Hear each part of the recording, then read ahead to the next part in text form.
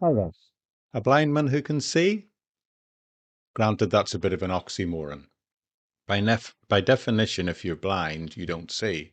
But the truth of the matter is some people who see are in fact really blind, and some people who are blind can actually see. Now, if you're shaking their heads at this point, I understand that, but I'm sure you're wanting to know, what is he talking about?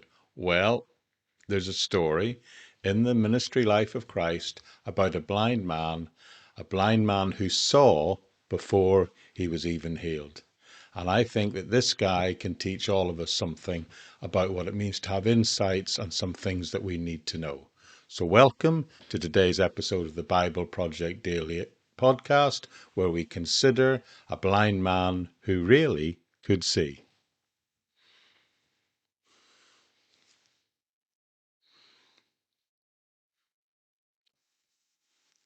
Okay, welcome to today's episode.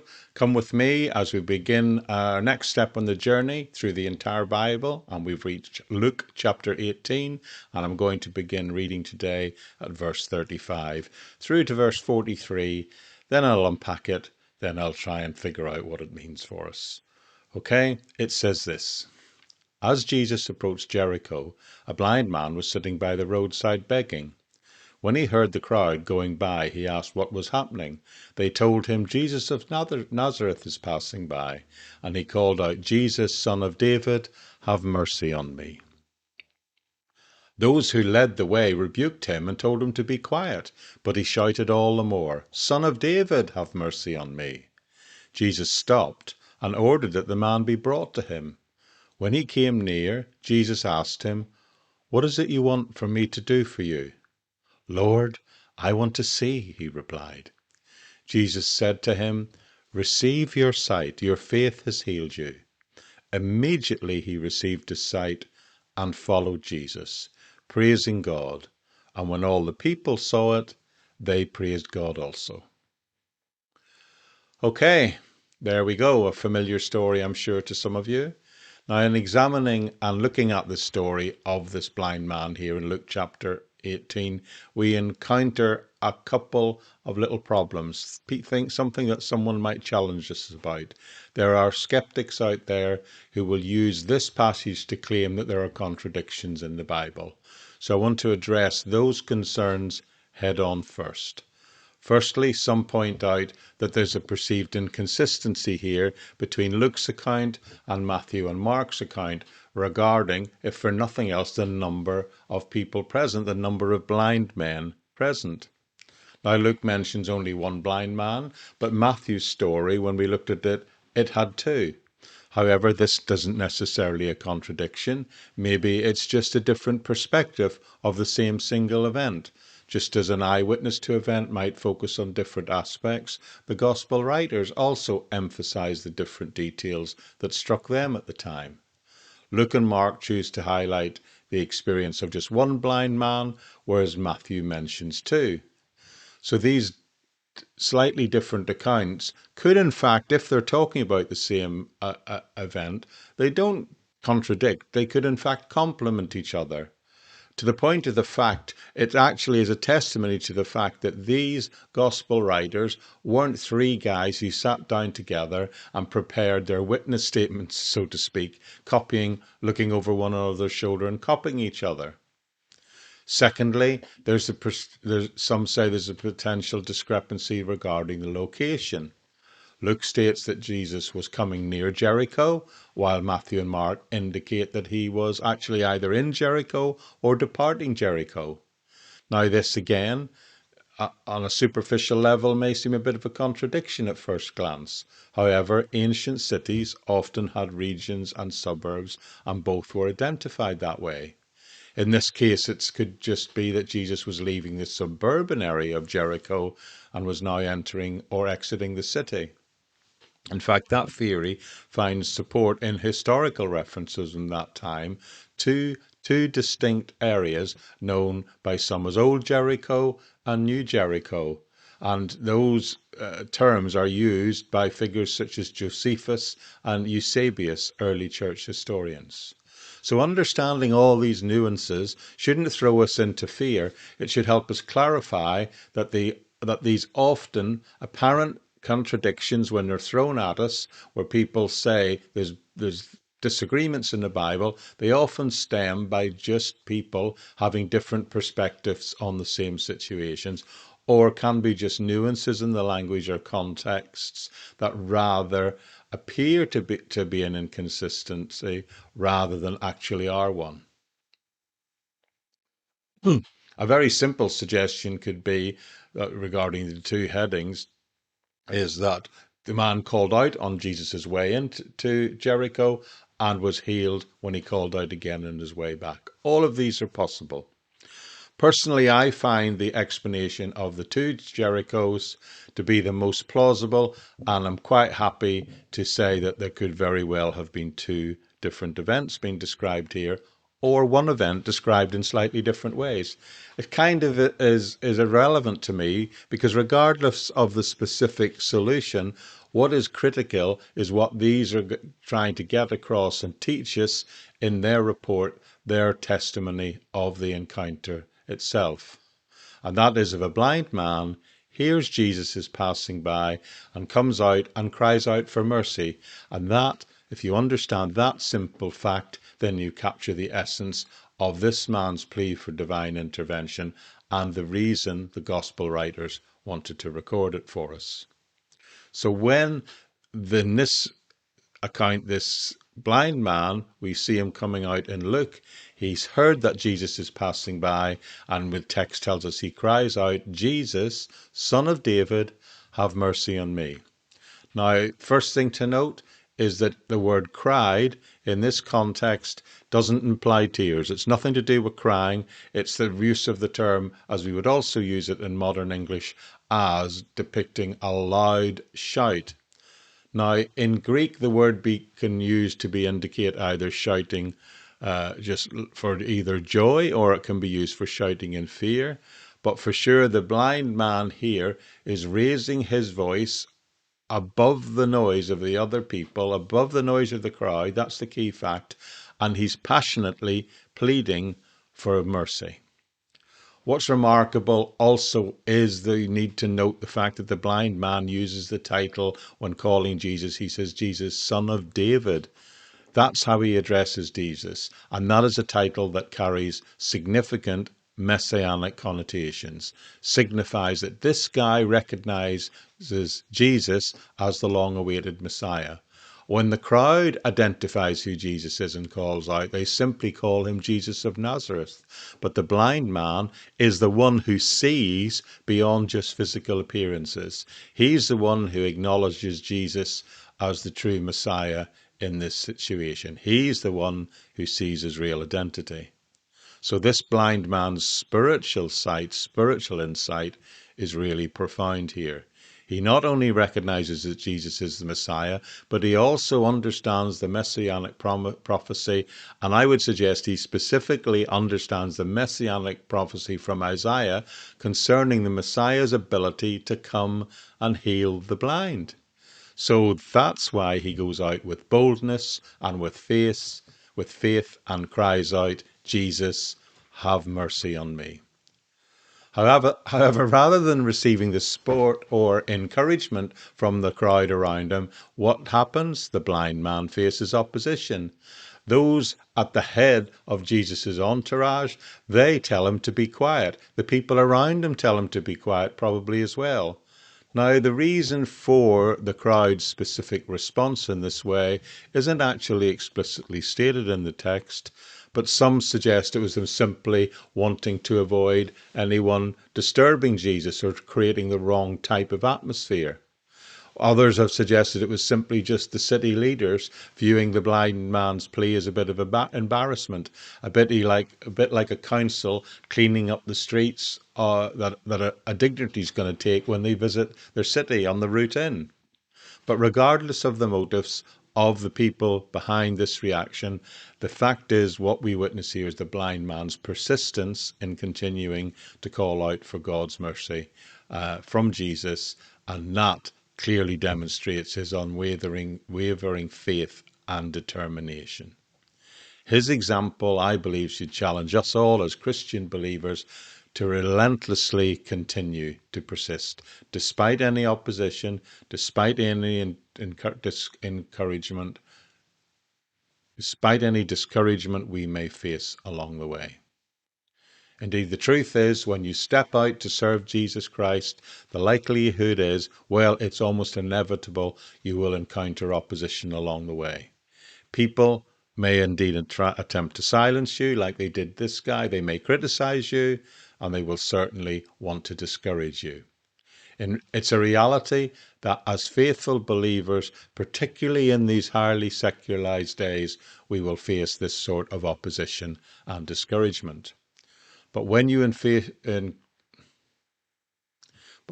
express your faith, you may be initially asked to be quiet. That can even happen, friends, within a church environment. It sometimes happens if you're the sort of person who's emotional or speaks passionately about your faith. Some may express concern about the appropriateness of your emotions. Now, I don't think we should be insensitive to other people, but at the end of the day, the situation here in Luke suggests to me that one should persist, and the fact that the tendency of the crowd to resist fervent expressions of faith should be expected. But we see here the blind man demonstrated that he wouldn't allow the crowd's opposition or anything else to deter him. So despite being told to be quiet, what's his response? It tells us he shouts even more. In the face of opposition, the key lesson here is persistence, friends. When met with resistance, this blind guy doesn't back down. Actually, he intensifies his efforts and steadfastly pursues what he knows and believes to be true and what it will mean for him in his life. And as an example here, isn't this? This should teach us a lesson about responding with unwavering determination when we believe we've received a special spiritual insight in our life and want to tell others about it. For this guy, he's the only one who sees Jesus for who he truly was. Even the crowd doesn't recognize him to that level of spiritual insight. And moreover, in that knowledge, he refused to let this crowd silence him. Instead, he raised his voice even louder, it tells us. He refused to be subdued. He refused to be oppressed by the opposition. So we too, when confronted with opposition, let us use this example of the blind man to insist that we sensitively but boldly persist in our faith. Don't allow peer pressure ever to dictate your... I'll try and say that again. Don't allow peer pressure to ever dictate your reactions or your actions or silence your voice. Instead, stand firm and continue to proclaim the mercy and the grace of Jesus Christ in your life and in all situations. The blind man's persistence here, I believe, is primarily put in, this narrative is put in, to give us a lesson for every believer that we too should persist. What started out as simply a call for God's favour, for God's mercy, transforms into persistent determination because he was met with opposition by the people around him. He refused to be restrained. He refused to be silenced from the crowd. Instead, he intensifies his efforts, in this case, to reach out to Jesus. There's a tenacity here, doesn't it? It exemplifies the kind of backbone we all as Christian believers should have.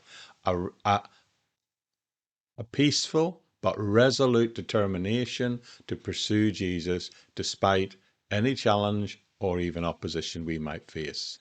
And Jesus here, realizing this guy's sincerity, hearing him first, then realizing his sincerity, recognizing his persistence, responds by simply stopping and asking him to be brought near to him. He actually commands the people. So it suggests he commands those very people who told him to be quiet to say, no, you bring him here. So he's fully aware of the blind man's needs because he is Jesus, after all, the Son of God. But it's interesting to note he still asks him directly the question, what is it you want from me? I think the fact that Jesus asks this question is meant to serve as a reminder that Jesus, at some level, when we come to him, and I would say to prayer in any situation, to come to him or to prayer to God, we're meant to articulate our needs and our desires and do that honestly and clearly. People often too, when seeking guidance or counsel from other people, sometimes that those wanting to help and support people who are struggling, often experience would say that it's difficult to know what it is they truly desire, because that thing is often hidden underneath the surface, maybe of hurt or trauma. But by simply asking questions like Jesus did here, what is it you want? And how, well, you could add, and how bad do you want it? We can uncover the individual's true desires and their motivations. And that's exactly what we see Jesus doing here.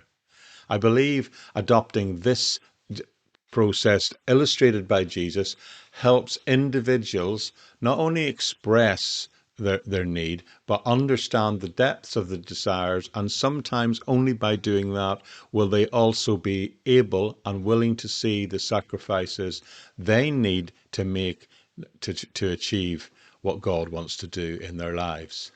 So as believers, we have to possess the courage and determination to pursue Jesus relentlessly, like this guy did. But when we get in front of him, we also need to express our needs clearly to God. And also key is being willing to make sacrifices to enable us to experience his mercy and his grace, which he wants to grant us. Sometimes it means we've got to stop doing something. We've got to give up something, or we've got to take up something. This blind man's specific request is very straightforward. He says, Lord, I want to see. And it demonstrates his absolute clear and earnest desire that what he wants from the Lord is physical healing. He doesn't hesitate to articulate it for a second. His need is given directly to Jesus, indicating his request with clarity. And in response to that clear declaration of faith, Jesus says straight back to him, receive your sight. Your faith has made you well. Your faith has made you whole. I love it the way that King James says it. And it tells us the man was healed, but not only was he was healed instantly. Now, regarding Jesus' method of healings, there are several different ways in which we see it played out in the New Testament accounts. Excuse me. Sometimes Jesus just speaks a word, as in this case, and someone is healed instantly. While in other situations, he touches the person, lays hands on them. We even see him apply mud on one occasion and then instruct the people to go and wash it off. And he uses other methods as well. So this, I believe, as one example is one thing, but the fact, if we take the wider context and look at all the opportunities and situations where Jesus met and meet people's needs, miraculously or otherwise, what we need to do is remember not to compare or to judge one person's experience of what the Lord has done in their life with another, or even your own. Indeed, the way individual people encounter and experience the Lord, I think, varies greatly. Some people, by nature of personality, will have profound emotional responses, whilst others will never shed a tear or show emotion. And that's okay, because both are fine. Neither is right and neither is wrong. What matters most is the actual transformation that has occurred, spiritual or physical. Moving that person from spiritual blindness to spiritual sight, from darkness to light, is a perfect illustration of that most profound of all interactions with Jesus, the one where we come to him as Lord and ask for forgiveness. But in this passage, the blind man's immediate healing is meant to illustrate the power of his faith in this situation and the immediate response of Jesus to those who will earnestly seek them. If you earnestly seek him in faith and humility, he will respond in the will of God to what you request. And of course, there's a spiritual dimension to this. It's meant to serve as an illustration and symbolize this guy's newfound spiritual sight and his commitment to following the Lord. And I would say similarly, each of us as believers are called to follow Jesus wholeheartedly, trusting in his power, trusting in the ability of his to bring about transformation and healing in all areas of our life, physical, emotional, psychological. But please note that what is also illustrated here is that there's a difference between faith and following, because this man came to Jesus in faith, had his prayer answered, and then immediately followed him. But there is a decision that follows on from faith. That is the decision to follow. Faith is the initial step. It's the point at which one comes to Jesus and trusts in him, whether that be for salvation and the gift of eternal life, or in response to the request of something that you're praying for, a challenge that you face in your life. But following on from that is the action of following him. And that is an ongoing journey of obedience, making decisions to make the godly decisions in your life. And discipleship, that journey beyond faith, comes after one places one's faith in Christ, and it becomes the act of walking in the footsteps of Jesus, imitating his life, aligning one life with his actions and his teaching, aligning one's whole perspective with the Word of God. And in the case of this blind man, we see this beautiful progression from faith to action to following. Well, immediately. He goes immediately from one to the other, just as immediate as the healing itself. He expressed his faith by boldly asking Jesus for mercy and for healing, and immediately he got it. He then follows Jesus and he glorifies God. It tells us praising him for the miraculous work of restoration in his life. His persistence in the face of opposition highlights the importance of perseverance in life, in prayer, and perseverance in the pursuit of God's mercy and blessing always. Don't forget, we may encounter opposition. It's part of not only getting us in front of the Lord in this way, it's also part of the journey of faith in life. It's through perseverance in the face of adversity that our faith will be tested and strengthened on that journey of following him. And it is often, friends, actually in those moments of opposition that God's power and provision are most clearly demonstrated to us in our lives and empower us in our lives to either push through or get around the problem we're facing. So this passage, I think, is meant to show us today, as believers, we have to be prepared to withstand the opposition, because it will surely come. We have to remain persistent in our prayer and continue the journey of following Jesus, faithfully trusting in him to ultimately bring about his purpose, God's purpose, in our life. So let's all take a lesson from this blind man.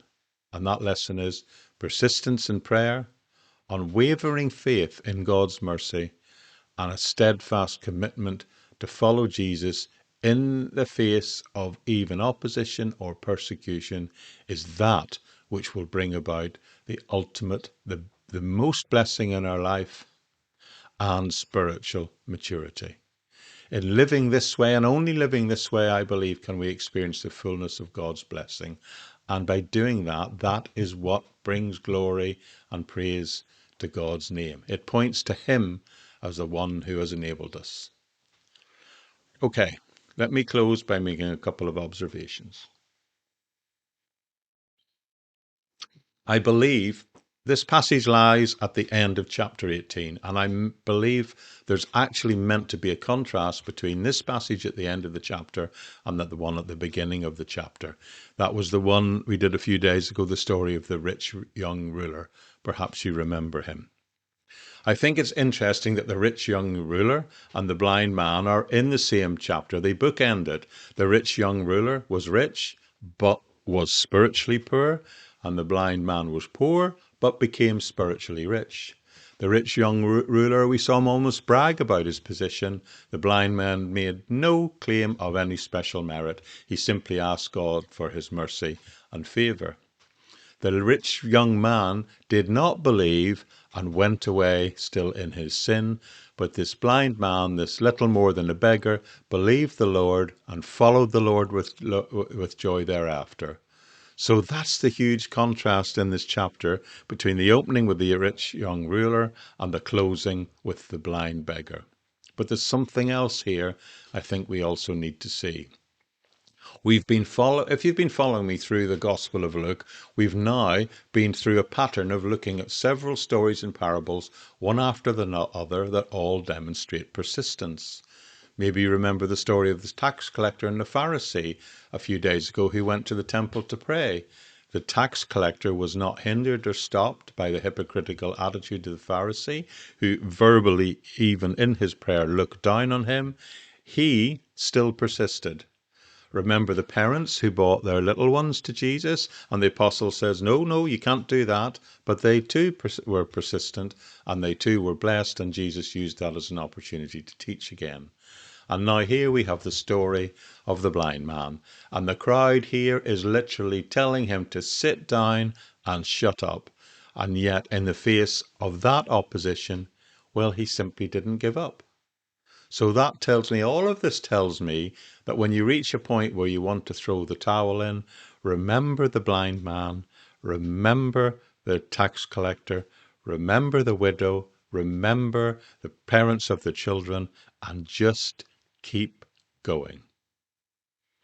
By way of a closing illustration, I've always had an interest in astronomy. It was an obsession of mine as a child, actually.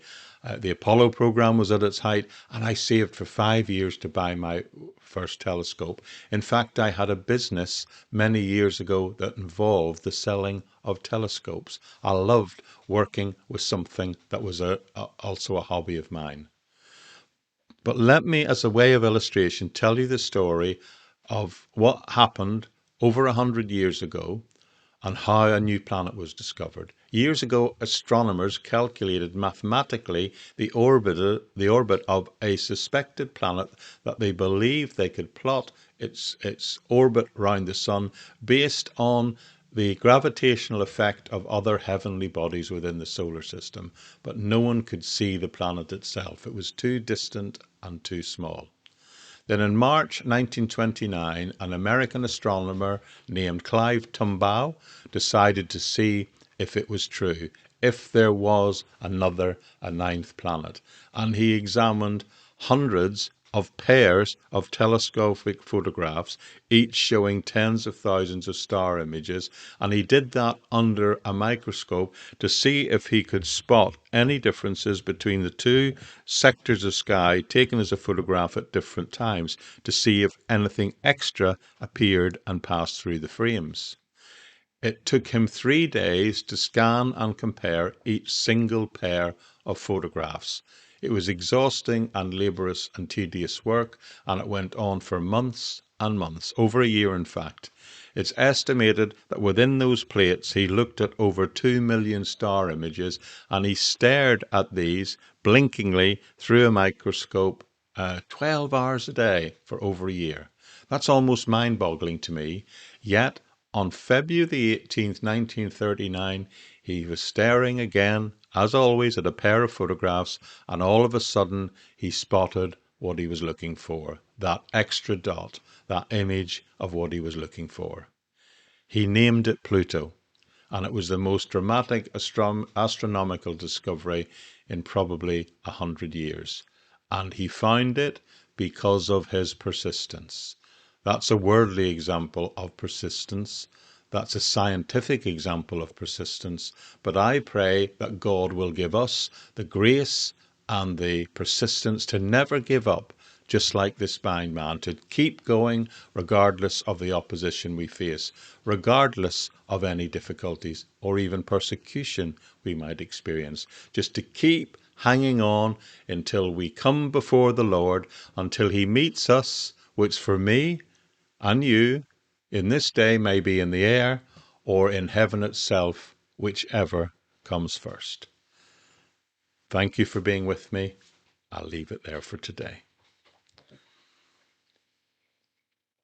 Thanks, friends, for being with me.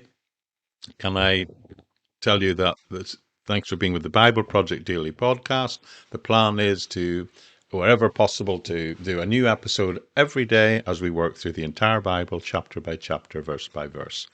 I'm over 2.5 years into what I believe, Lord willing, will be a 10-year journey. I'm doing alternate books of the Bible, Old Testament, New Testament, so we don't get too wrapped in one thing. So when we get to the end of Luke, I'll actually be doing the book of Numbers, and then back in to do John's Gospel later on. I sometimes drop little bonus seasons in between the main biblical seasons just to give me a little bit of time to get ahead of myself again.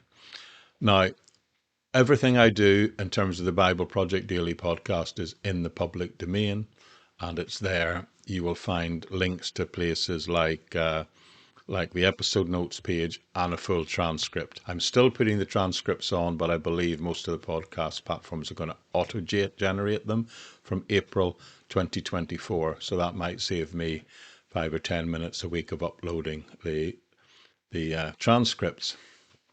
What I'm trying to do now is build a supportive community over in a place called Patreon.